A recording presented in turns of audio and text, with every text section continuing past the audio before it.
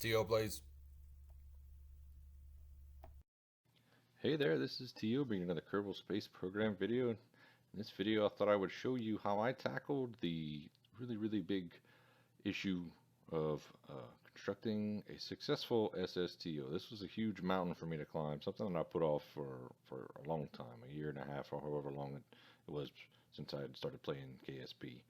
SSTOs are single stage to orbits. They're typically space planes that take off on the runway and have enough fuel and thrust to get them to orbit and back without any staging. So they don't leave any fuel tanks behind. They don't stage any separate engines or anything like that. Whatever mass except the fuel goes up is what comes back. So here you see me constructing a jumble of parts. So I found an SSTO calculator, and I'll kind of explain how it works. First thing you need is the mass of the payload. So payload being whatever you want to actually put into space. That's the batteries, the solar panels, the crew quarters, and command modules, and all that stuff. And then you take that payload mass and you're going to multiply it by a fuel modifier of 0.72. So in this build, that payload, the front section of that you see was about 2.6 tons. So 2.6 tons times 0.72 brings you to 1.872 tons. So that 1.872 is the mass of the liquid fuel I need to bring.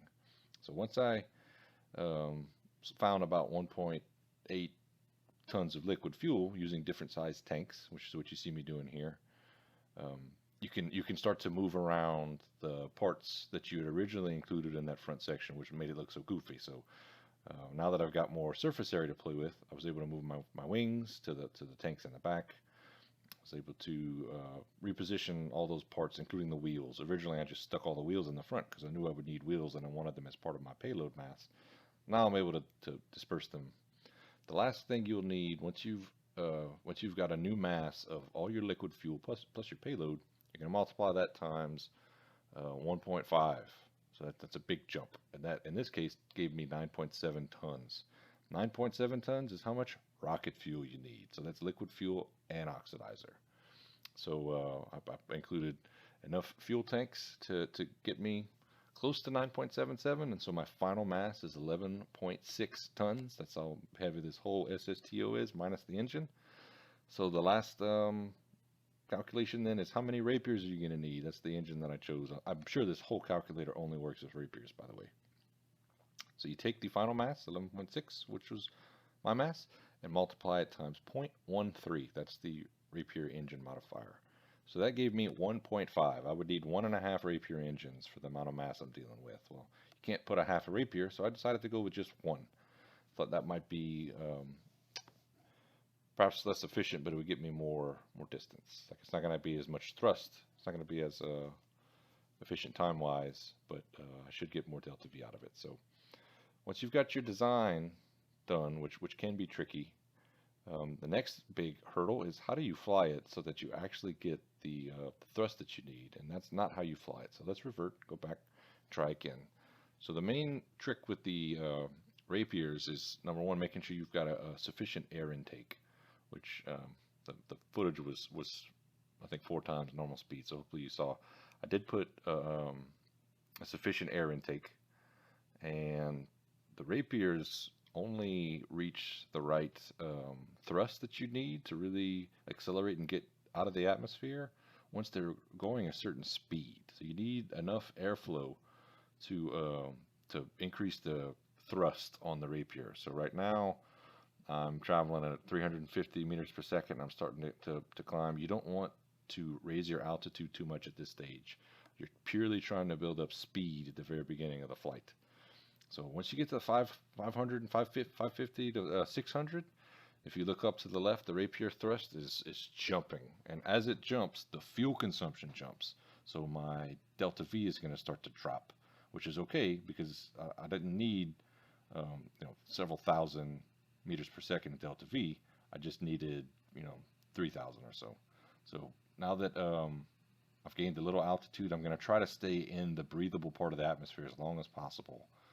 So I'm building up my speed, My rapier thrust is nice and healthy. Once you get to the edge of the breathable part of the atmosphere, 20,000 meters or so, you're going to have to change. You're going to have to toggle mode on the rapier. It's not going to be breathing air anymore. Now it's breathing oxidizer. So it's essentially functioning as a rocket now. It's not a plane anymore. To continue to build up speed, you want horizontal velocity because that's what you need to circularize to get into orbit. You see my speed is all the way up to 2,100 meters per second. I'm still well into the atmosphere. So the next part is just getting an efficient circularization, which I do not do very well in this video. I've got a lot of delta V left. That one rapier was probably a very good decision. So you see me playing with the camera. What's such a fun thing building my first SSTO. This was like my first successful design. So if you're paying attention, which I was not, my apoapsis is now way too high. This is not efficient. So I think I increased the footage around here to 8 times just to get past it. So now I noticed my error, brought my apoapsis back down. I'm going to go ahead and raise my periapsis and slow down the video. I'm now in orbit. So this is a successful SSTO. I made it to orbit, and technically I would be more successful if I were to land, which we'll see in a second, but made it into orbit. I got fuel left to decircularize. If there's a better word for that, let me know.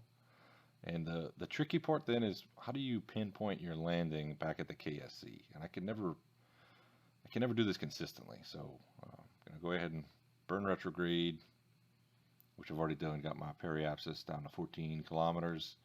Gonna try to control my descent and hopefully get this thing back to the KSC. That's the goal, right? Technically, if you can land on the surface anywhere and your Kerbonauts survive and your payload survives, that's successful. But my true success is get back to the KSC. So let's see if I can do it. You can turn your air breathing mode back on, which is what I think I'm going to end up doing. Coming in short is okay. Coming in too far is also okay. As long as you've got enough fuel left, that liquid fuel really goes a long way when you got your air breathing engines turned on. Your air breathing mode turned on, at least if you're using a rapier. So yeah, I'm burning through some fuel. Just trying to keep my my trajectory on target, trying to get to the KSC. Still cruising pretty fast, 1,100 meters per second at 20,000 meters is pretty fast. I call that heat I'm generating. But I'm impatient, so there's a KSC lined up. Some folks drop out of the atmosphere right on top of the KSC, and they manage to like cancel out all their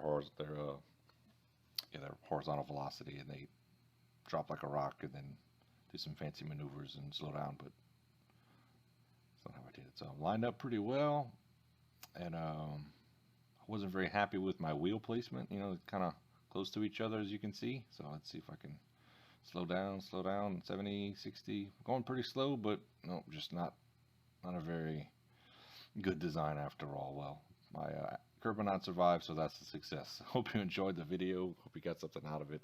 If you haven't subscribed already, please do subscribe. Hit that like button. Hope to make some more content soon. Appreciate you guys tuning in, and I'll see you again soon.